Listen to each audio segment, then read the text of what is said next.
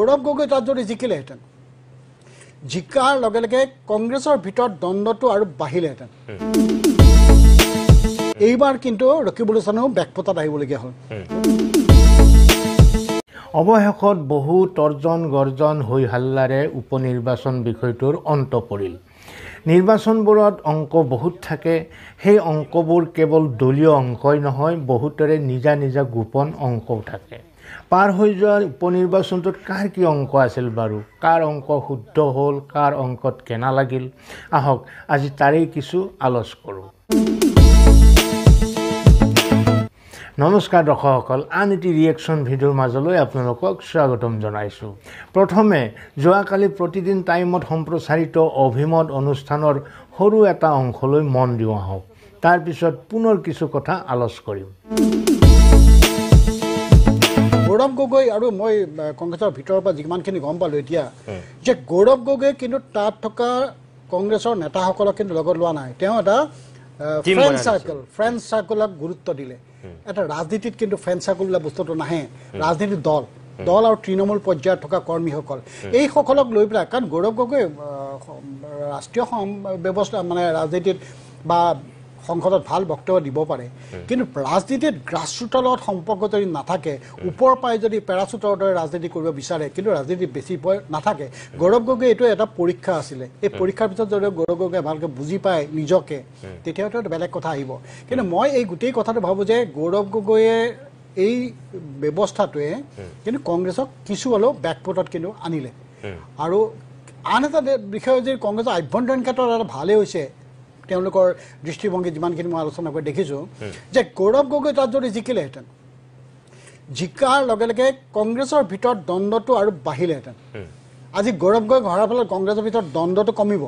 তাত যিটো লবি ৰাজনীতি হয় কিৰিট চলিয়া জানিব তেখেতে লবি ৰাজনীতিৰ ওপৰত বাহিৰলৈ গুচি আহিবলগীয়া হ'ল গতিকে এই গোটেই লবি ৰাজনীতিটোৰ কাৰণে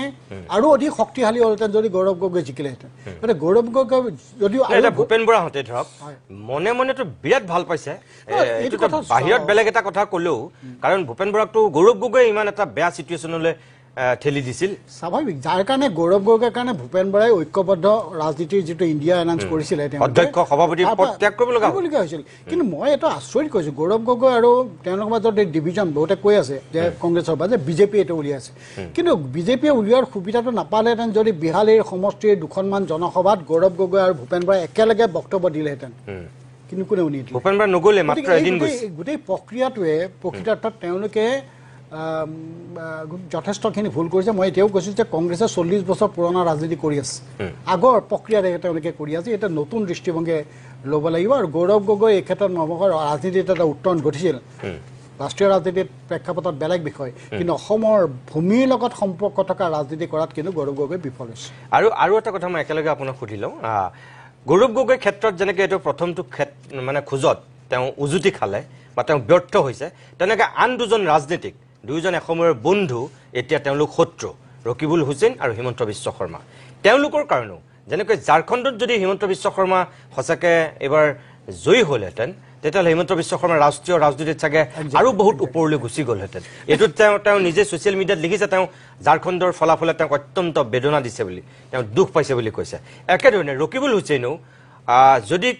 পুত্ৰক তেওঁ জিকাব পাৰিলেহেঁতেন ইমান প্ৰত্যাহ্বানৰ মাজত তেতিয়াহ'লে তেওঁ সঁচাকৈ কংগ্ৰেছত চাগে তেওঁ আৰু অলপ বেলেগ ধৰণৰ গুৰুত্ব পালেহেঁতেন কিন্তু যেনেকৈ গৌৰৱ গগৈ ব্যৰ্থ হ'ল ৰকিবুল হুছেইনো ব্যৰ্থ হৈছে আৰু একেটা সময়তে হিমন্ত বিশ্ব শৰ্মাও কিন্তু এই ক্ষেত্ৰত ক'ৰবাত যেন অকণমান তেওঁ থমকিবলগীয়া হ'ল তেনেকুৱা গুৰুত্বপূৰ্ণ পৰ্যালোচনা আমি খুব আশা কৰি আছিলোঁ আমি লক্ষ্য কৰি আছিলোঁ যে ঝাৰখণ্ডত যদি বিজেপিয়ে জিকে স্বাভাৱিকভাৱে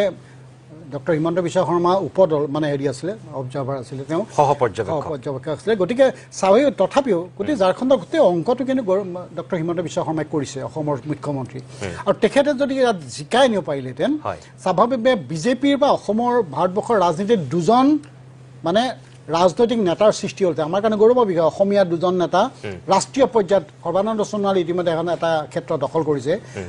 আমাৰ হিমন্ত বিশ্ব শৰ্মাই কিন্তু বিজেপিৰ ৰাজনীতিত তেওঁলোকে কিন্তু ক্ষেত্ৰ এখন দখল কৰিব পাৰিলেহেঁতেন কিন্তু এই গোটেই বিষয়টোত কিন্তু হিমন্ত বিশ্ব শৰ্মাৰ কাৰণে কিন্তু এইটো এটা মই ভাবোঁ যে ৰাজনৈতিক ক্ষেত্ৰত অলপ তেওঁলোক বেকফুটত আহিবলগীয়া হ'ল একে ক্ষেত্ৰত যদি আমি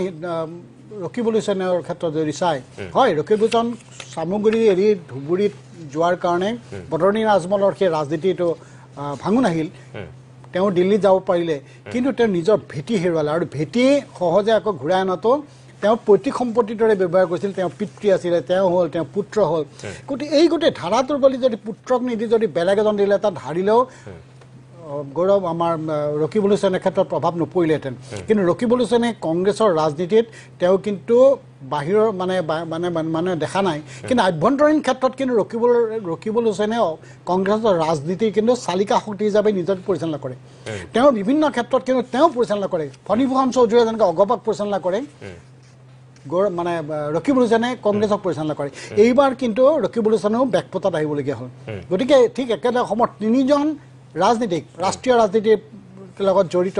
গৌৰৱ গগৈ বেকফুটত আহিবলগীয়া হ'ল ডক্টৰ হিমন্ত বিশ্ব শৰ্মাই অসমৰ ক্ষেত্ৰত বেলেগ বিষয় কিন্তু ৰাষ্ট্ৰীয় নেতাবিলাকৰ ওচৰত doctor Himanta Biswa Sarma ৩ number ৪ number ভিতৰতে খুব আলোচনা হৈছিল গতিকে সেই প্ৰক্ৰিয়াটোত কিন্তু তেওঁ বেকফুটত আহিবলগীয়া হ'ল বুলি মই ভাবোঁ তিনিজন নেতা বেকফুটলৈ আহিব লগা হ'ল কোন সেই তিনিজন গৌৰৱ গগৈ ৰকিবুল হুছেইন আৰু মুখ্যমন্ত্ৰী ডক্টৰ হিমন্ত বিশ্ব শৰ্মা ইয়াৰে গৌৰৱ গগৈয়ে যোৰহাটত জয়লাভ কৰি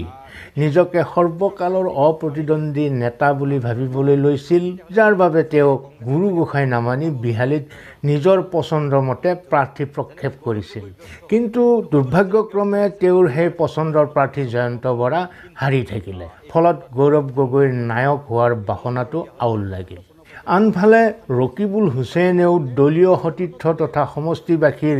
ইচ্ছা অনিচ্ছাক আওকাণ কৰি নিজ খেল খুচিমতে নিজৰ অপৰিণত পুত্ৰধনক ৰজা পাতিব খোজাৰ ফল হাতে হাতে পালে একালৰ বৃন্দাবন একালত পৰেচন নিজৰ সমষ্টিতে আজি হিৰো গুচি জিৰো হ'ব লগা হ'ল পৰিয়ালসহ ৰকিবুল হুছেইন মুখ্যমন্ত্ৰী ডক্টৰ হিমন্ত বিশ্ব শৰ্মা ঝাৰখণ্ডত সফল হওক সৰ্বানন্দ সোণোৱালৰ দৰে ৰাষ্ট্ৰীয় নেতৃত্বৰ ওচৰত তেওঁৰো গুৰুত্ব বাঢ়ক এই আশা হয়তো অদীপ ফুকনৰ লগতে বহুতেই কৰিছিল অসমৰ পিছে সেই আশা পূৰণ নহ'ল ঝাৰখণ্ডত JMM অৰ্থাৎ ঝাৰখণ্ড মুক্তি মৰ্চাৰ হাতত শোচনীয়ভাৱে পৰাস্ত হ'ল বিজেপি মিত্ৰজোঁট লগে লগে যেন ডক্টৰ শৰ্মাও নায়কৰ ঠাইত নালায়ক প্ৰতিপন্ন হ'ল তেন্তে নায়ক অৰ্থাৎ হিৰো কোন হ'ল নিশ্চিতভাৱে হিৰো হ'ল ভূপেন বৰাই দলীয় শৃংখলা পালন কৰি যদিও বহু কথাত নিজকে নীৰৱে ৰাখিছে তথাপি গৌৰৱ গগৈয়ে কৰা নিৰ্বাচন সম্পৰ্কীয় শেহতীয়া কাৰ্যকলাপবোৰে তেওঁক যথেষ্ট অস্বস্তিত পেলাইছিল এতিয়া ফলাফলৰ পিছত গৌৰৱ গগৈ যে ভুল আছিল আৰু ভূপেন বৰা যে শুদ্ধ সেই কথা প্ৰমাণিত হৈ গ'ল ফলত জনমানসতেই কেৱল নহয় দলৰ ঊৰ্ধ্বতন কৰ্তৃপক্ষৰ দৃষ্টিটো গৌৰৱ গগৈৰ পূৰ্বৰ গুৰুত্ব হ্ৰাস হ'ল আৰু ভূপেন বৰাৰ গুৰুত্ব ডেফিনেটলি কিছু হ'লেও বৃদ্ধি পালে আলোচনাটিত অদীপ ফুকন ডাঙৰে কোৱাৰ দৰে যদিহে গৌৰৱ গগৈ সফল হ'লহেঁতেন তেন্তে লবিকেন্দ্ৰিক ৰাজনীতিয়ে কংগ্ৰেছত তীব্ৰ ৰূপ ধাৰণ কৰিলেহেঁতেন যাৰ ফলত ভূপেন বৰাটো উফৰি পৰিলেইহেঁতেন কংগ্ৰেছতো এক ডাঙৰ জোকাৰণিৰ সৃষ্টি হ'লহেঁতেন বাকী আপোনালোকৰ মতামত অভিমত কমেণ্ট বক্সলৈ গৈ লিপিবদ্ধ কৰক আজিলৈ এৰিছোঁ পুনৰ আন এটি ৰিয়েকশ্যন ভিডিঅ'ৰ সৈতে আপোনালোকৰ ওচৰলৈ আহিম ধন্যবাদ